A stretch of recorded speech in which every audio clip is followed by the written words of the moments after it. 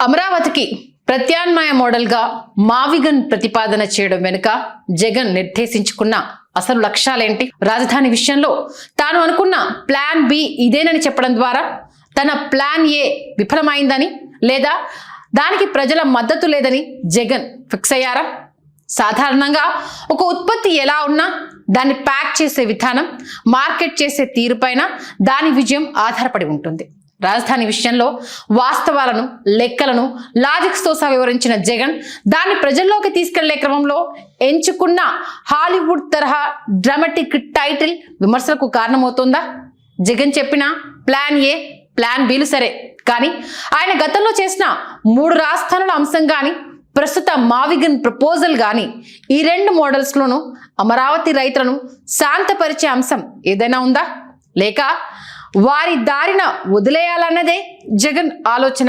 వచ్చే ఎన్నికల నాటికి అమరావతి రాజధాని నిర్మాణం ఒక కొలిక్కి రాకపోతే అప్పుడు ఈ మావిగన్ ప్రతిపాదనే రాష్ట్రానికి సరైనమని ప్రజలు భావించే అవకాశం ఉంటుందా? ఒకవేళ జగన్ ఈ మావిగన్ అనే ప్రతిపాదనకు రాష్ట్ర ప్రజలు మద్దతు కూడగట్టాలంటే ఆయన ముందున్న తక్షణ కర్తవ్యం ఏంటి? నమస్తే, నేను మీ సంధ్య. వెల్కమ్ టు తెలుగు రాజ్యం టాప్ స్టోరీ. అమరావతిని ఆంధ్రప్రదేశ్ రాజధానిగా ప్రకటించి 12 ఏళ్లు గడిచినా ఇప్పటికీ ఏపీ రాజధాని ఏంటి అన్న సందిగ్ధత అటు ప్రజల్లో ఇటు రాజకీయ వర్గాల్లో ఉంది. గతాన్ని ఒక్కసారి పరిశీలిస్తే టీడీపీ తన హయాంలో నిర్మాణాలను సకాలంలో పూర్తి చేయలేకపోయింది. రాజధాని ద్వారా ఆర్థిక వనరులను సమకూర్చుకోవాలని, తమ సామాజిక వర్గాన్ని బలోపేతం చేయడం ద్వారా రాజకీయంగా శాశ్వత పీఠాన్ని దక్కించుకోవాలని ఆ పార్టీ భావించింది. అయితే టీడీపీ వెనుక ఉన్న రాజకీయాలను అర్థం చేసుకున్న ఓటర్లు 2019 ఎన్నికల్లో అమరావతి ప్రాంతంతో పాటు రాష్ట్ర వ్యాప్తంగా ఆ పార్టీని ఘోరంగా తిరస్కరించారు. మరోవైపు వైసీపీ అధికారంలోకి వచ్చాక అమరావతిని ఒక విఫల రాజధానిగా ముద్ర వేస్తూ 3 రాజధానుల ప్రతిపాదనను తెరపైకి తెచ్చారు. కానీ 5 ఏళ్ల సుదీర్ఘ పాలనలో ఏపీకి ఒక స్థిరమైన రాజధానిని ఏర్పాటు చేయడంలో ఆ పార్టీ కూడా విఫలమైంది. ఉగాది, సంక్రాంతి, దసరా అంటూ ముహూర్తాల పేరుతో కాలం గడిపేసింది తప్ప ఆచరణలో అడుగు ముందుకు వేయలేదు. రాజధాని కోసం భూములు ఇచ్చిన అమరావతి రైతులకు గత ప్రభుత్వం ఇచ్చిన మాటను పక్కన పెట్టి వారిని నడి రోడ్డుపై వదిలేసింది. వెరసి ఒక సుస్థిర రాజధాని నిర్మించడంలోనూ రాష్ట్ర ప్రయోజనాలను కాపాడంలోనూ ఆ 2 ప్రధాన పార్టీలు విఫలమయ్యాయి. ప్రస్తుత కూటమి ప్రభుత్వం అధికారంలోకి వచ్చి 2 ఏళ్లు కావస్తున్నా 2014-19 నాటి నాంచుడు ధోరణే అనుసరిస్తోంది. ఇందుకోసం అమరావతికి చట్టబద్ధత అనే బిల్లును తీసుకురావడం ద్వారా రాజధానికి ఒక రక్షణ కవచాన్ని ఏర్పాటు చేయాలని టీడీపీ భావిస్తోంది. 3 ఏళ్లలో రాజధానిని పూర్తి చేయడం సాధ్యం కాదని, ఒకవేళ భవిష్యత్తులో జగన్ మళ్ళీ అధికారంలోకి వచ్చినా రాజధాని మార్పు జరగకూడదని ఆ పార్టీ యోచిస్తోంది.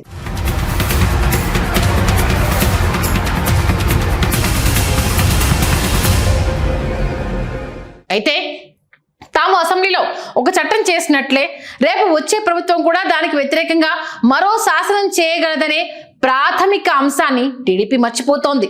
పైగా కేంద్రం కూడా అప్పటి పరిస్థితులకు అనుగుణంగా కొత్త ప్రభుత్వాలకు మద్దతు ఇచ్చే అవకాశం ఉందన్న విషయాన్ని కూడా విస్మరిస్తోంది. ఇదే సమయంలో జగన్ తన 3 రాజధానుల అంశాన్ని పక్కన పెట్టి ప్లాన్ బిగా మావిగన్ ప్రతిపాదన తెరపైకి తెచ్చారు. ఈ దెబ్బతో మీడియా ఛానళ్లలో అమరావతి చట్టబద్ధత అనే అంశానికి కనీసం స్పేస్ కూడా దొరకకుండా పోయింది. మావిగన్ అని ఒక హాలీవుడ్ యాక్షన్ సినిమా తరహాలో పేరు పెట్టడం ద్వారా జగన్ ప్రజల్లో ఒక్కసారిగా ఆసక్తిని కలిగించారు. అది నెగిటివ్ ప్రచారమా లేక పాజిటివ్ ప్రచారమా అనేది పక్కన పెడితే మొత్తానికి ఈ సరికొత్త అంశంపై అందరి దృష్టిని తన వైపు తిప్పుకోవడంలో జగన్ విజయం సాధించారనే చెప్పాలి. జగన్ సంధించిన ఈ మావిగన్ అస్త్రం వెనుక ఒక ఆసక్తికరమైన రాజకీయ విభజన వ్యూహం కనిపిస్తోంది. అమరావతి వర్సెస్ గుంటూరు, విజయవాడ, మచిలీపట్నం అంటూ ఒక కొత్త చర్చను తెరపైకి తెచ్చి నేరుగా ఉమ్మడి కృష్ణా, గుంటూరు జిల్లాల ప్రజల నాడిని పట్టుకునే ప్రయత్నం చేస్తున్నారు. అమరావతి అంటే కేవలం 29 గ్రామాలకు పరిమితమైన ఒక చిన్న క్లస్టర్. కానీ జగన్ చెబుతున్న మావిగన్ 110 కిలోమీటర్ల మేర విస్తరించి సుమారు 40 లక్షల మందికి లబ్ధి చేకూర్చే ఒక మెగా కారిడార్.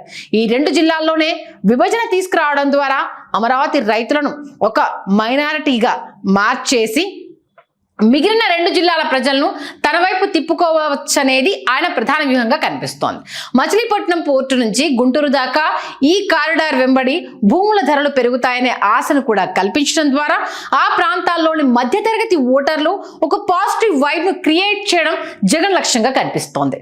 రాజధాని ఏర్పాటుకు ఒక సొల్యూషన్ తో పాటు రాజకీయంగా అప్పర్ హ్యాండ్ సాధించేందుకు మావిగన్ ప్రతిపాదన చేసినట్టుగానే అర్థం చేసుకోవాలి. ఇక ఈ ప్రతిపాదన వల్ల జగన్ కు అందే అదనపు ప్రయోజనాల్లో మొదటిది అమరావతి అనేది కేవలం ఒక సామాజిక వర్గానికి లేదా ఒక వర్గం రాజకీయ అవసరాల కోసమో నిర్మిస్తున్నారనే ముద్రను ప్రజల్లో బలంగా వేయడం. దానికి భిన్నంగా మావిగన్ అనేది గుంటూరు, విజయవాడ, మచిలీపట్నం వ్యాప్తంగా విస్తరించి ఉన్న అనేక సామాజిక వర్గాలకు చెందిన ప్రజలకు అందుబాటులో ఉండే రాజధానిగా ఒక ప్రాక్టికల్ సొల్యూషన్ గా చెప్పే ప్రయత్నం జరుగుతోంది. రెండవది, అమరావతి నిర్మాణానికి అవసరమైన లక్షల కోట్ల నిధుల సమీకరణపై లాజికల్ ప్రశ్నలు సంధించడం ద్వారా అమరావతి ఒక అసాధ్యమైన కలగా చిత్రీకరించడం జరిగింది. అంటే ప్రస్తుతానికి సోషల్ మీడియాలో మావిగన్ పేరు మీద ఎన్ని జోకులు పేరుతున్నప్పటికీ ఈ ప్రతిపాదనను జగన్ గనక కాన్ఫిడెంట్ గా ప్రజల్లోకి తీసుకెళ్లగలిగితే ఆయన ఆశించిన రాజకీయ ప్రయోజనం నెరవేరడం అయితే పెద్ద కష్టమేమీ కాదు. కానీ ఇక్కడే అసలు సమస్య ఐడియాలో లేదు, అది ప్రజల్లోకి వెళ్తున్న తీరులో ఉంది. గత చరిత్రను ఒక్కసారి పరిశీలిస్తే 2014 నుండి 2019 మధ్య అమరావతి విషయంలో ప్రజల నుండి, ప్రతిపక్ష వైసీపీ నుండి ఎన్ని విమర్శలు వచ్చినా టీడీపీ వెనక్కి తగ్గలేదు. సాక్షాత్తు రాజధాని పరిధిలో మంగళగిరి, పెదకూరుపాడు, తాడికొండ నియోజకవర్గాల్లో ఓడిపోయినా సరే తన అమరావతి నెరేటివ్ ను ఆ పార్టీ వదలలేదు. పైగా జగన్ తీసుకున్న 3 రాష్ట్రాల నిర్ణయాన్ని ఒక తుగ్లక్ నిర్ణయంగా అభివర్ణించడంలోనూ అది ఒక అనాలోచిత బాధ్యతారాహిత్యమైన చర్య అని ప్రజలను కన్విన్స్ చేయడంలోనూ టీడీపీ పూర్తిగా సక్సెస్ అయింది.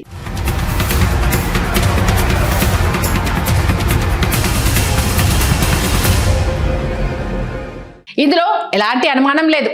దురదృష్టవశాత్తు తాము తటస్థులమని చెప్పుకునే మేధావుల నుండి రోజు ఈనాడు లాంటి పత్రికలు చదివి అదే గొప్ప మేధావితనం అనుకునే సూడో మేధావుల వరకు అందరూ అమరావతి విషయంలో చంద్రబాబు అసమర్థతను ప్రశ్నించడం మర్చిపోయారు.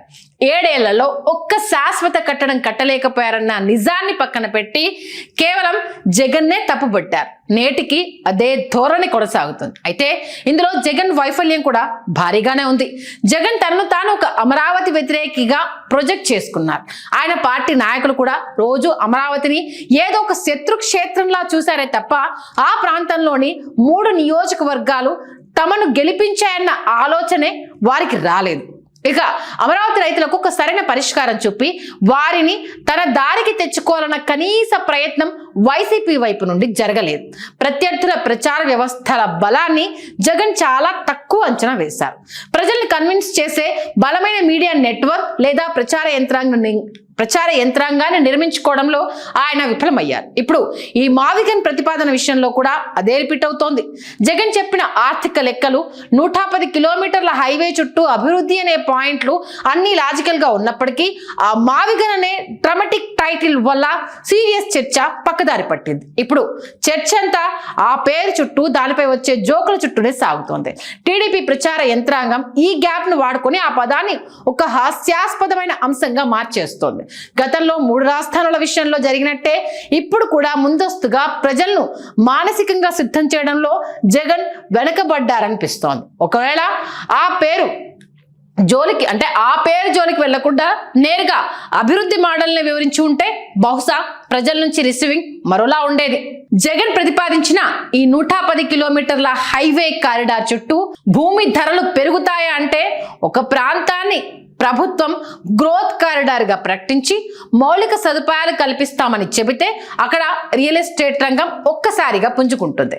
మచిలీపట్నం పోర్టు నుంచి విజయవాడ మీదుగా గుంటూరు వరకు ఉన్న ఈ బెల్ట్ ఇప్పటికే వాణిజ్యపరంగా చురుగ్గా ఉంది. ఇప్పుడు దీనికి రాజధాని కారిడార్ అనే బ్రాండింగ్ తోడైతే పెట్టుబడులు వెల్లువెత్తుతాయి. కానీ సోషల్ మీడియా ట్రోలింగ్ ను పక్కన పెట్టి చూస్తే రాష్ట్రానికి ఇది ఒక మంచి ప్రతిపాదన అంటే ఆర్థిక కోణంలో ఇది ఒక ప్రాక్టికల్ మోడల్ అనిపిస్తోంది.